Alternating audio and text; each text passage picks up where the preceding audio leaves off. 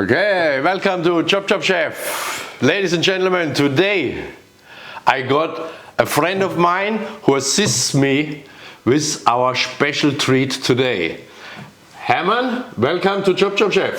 Thank you, Evold. It's good to see you again after a long time. Yes. I believe you just came back from a big trip. Yeah, I had a very exciting experience again. I was lucky enough to end up at Macquarie Island for a short winter season. Okay, what do you do there? Macquarie Island? Cooking, chasing penguins and whales and... No, we don't cook them. We don't cook them anymore. We don't cook them anymore. No, now cooking for the Australian research station, for the crew of about 24 we were. Yeah. And that was my first trip down south. A little bit remote, isn't it? It is very remote, yeah. You got to make up your mind if you want to be there or not. Is it cold there sometimes?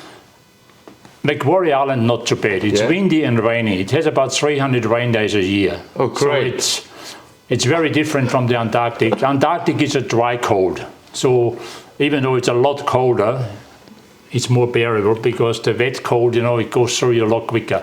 That's true, but we don't want, we leave this behind, this wet weather. I think we're warming up in the kitchen. Yeah, let's do that, Do you think you help me to do a nice, beautiful beef tartare today? Oh, we can have a stab at it. Okay, welcome. Let's go to the kitchen. Okay.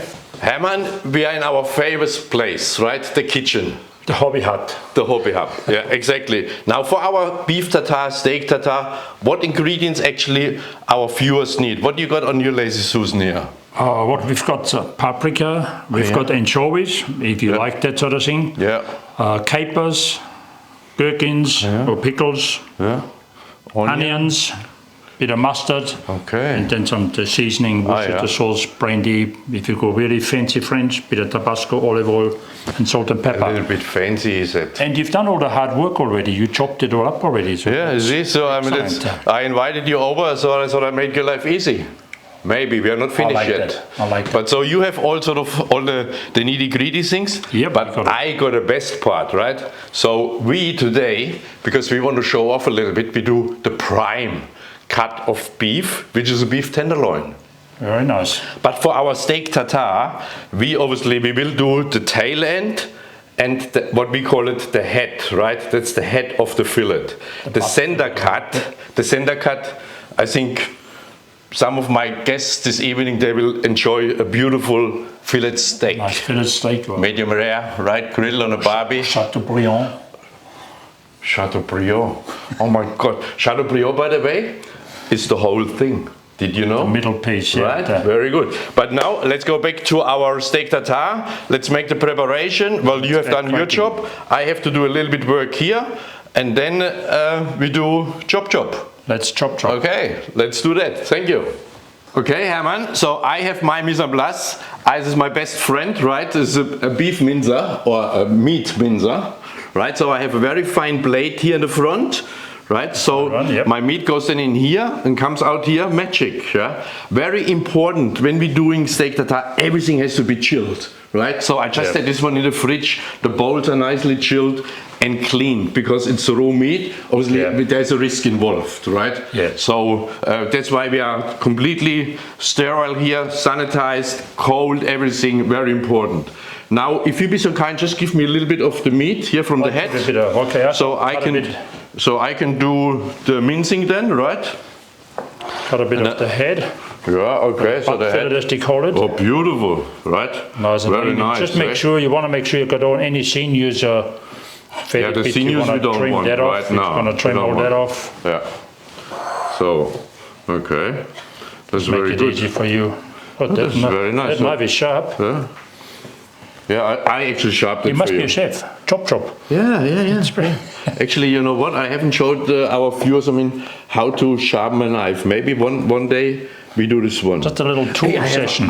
Something came to my mind because you have such a rich history, right? In terms of all your work experience. Why we're not doing once a podcast, you and me, and we let all our viewers know all our life experiences. Do you think it's a good idea? That sounds a good idea. But the problem is you talk too long. So we have to cut it after an hour. All right, I can reduce myself to that. Yeah? This would be good. Yeah, do you think maybe this one, yeah? A bit more? All right. No, this is about, I guess that's about 250 grams. Yeah, maybe a little bit more. More, give it that tail piece as well. Because don't forget, we have to make a nice presentation for our viewers. As well, yep. And of course, you and me, we have to have something as well. We have to eat it as well. Oh, bugger.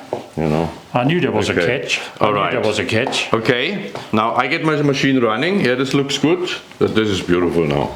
All right, but now I think I got a better straw out of the little matchsticks, you know. I got the short straw again. Yeah, because I now putting this one through the mincer, but can you please show our viewers, if they don't have a mincer, what to do and how to do it? Like it was done in the old days. Yeah, exactly. You remember that? The ChopChopChefs.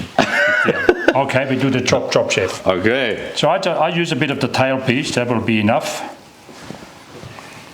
The main thing is the meat is nice and lean. It doesn't really matter what cut you use, but obviously the fillet is the best.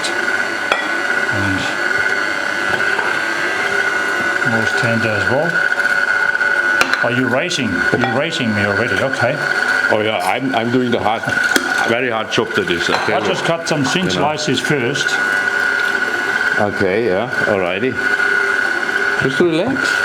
The easiest way to chop is I like to leave the knife tip on the board. I don't make Oh yeah, no, we don't want the that. noisy bit Oh and no, the we mess. don't want that. No, we don't You have a lot more control over the knife. Yeah.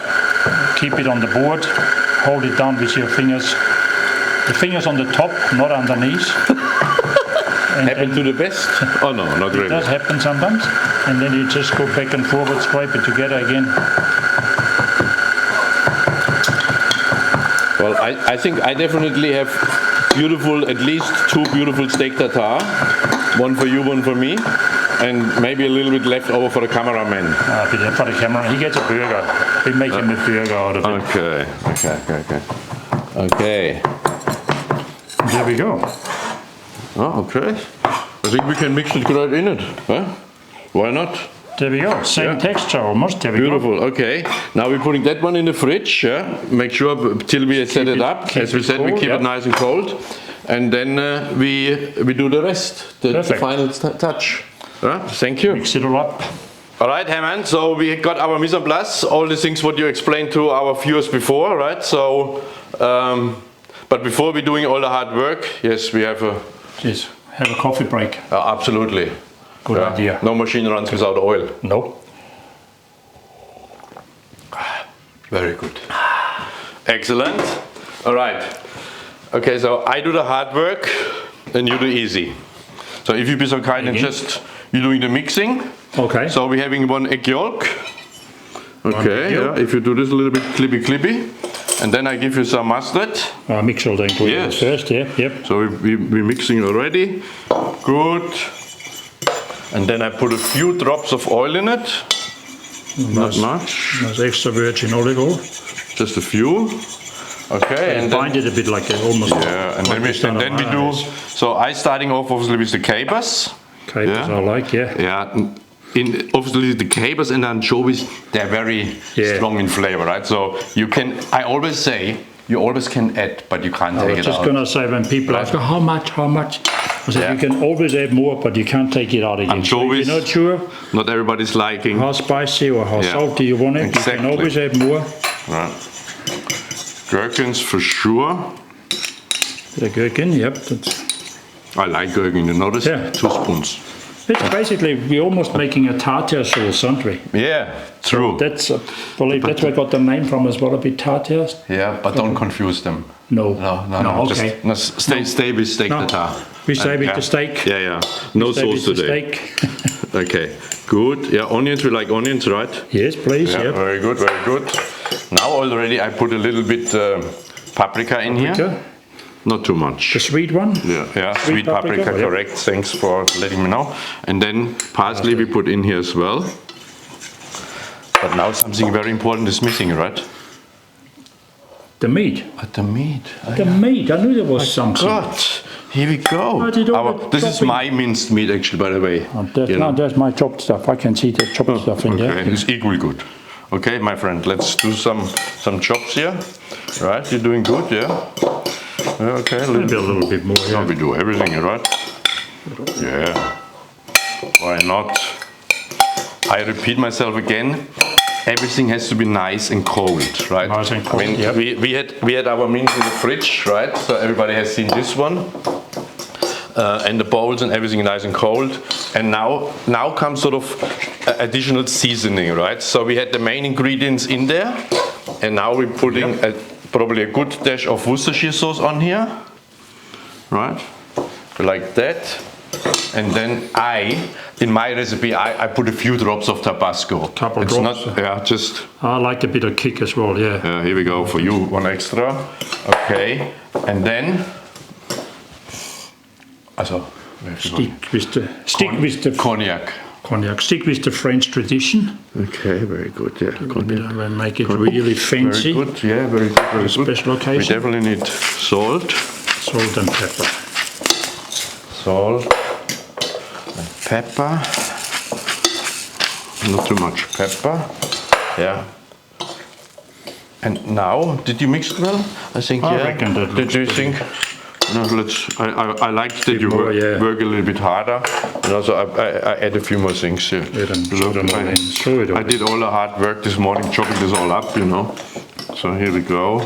No, actually, we're looking quite good, you know. Yeah. A bit more capers for my taste. A bit more capers, a bit more mustard, maybe even. Honestly, now it's But getting that's funny. for my taste. You know, I said you can. No, of course. your own. So true, right? So that's exactly what you say. Everybody's liking a little bit different of taste, right? And you can add more, but you can take it out again. That's it, that's it. Okay, so now you mix this all nicely.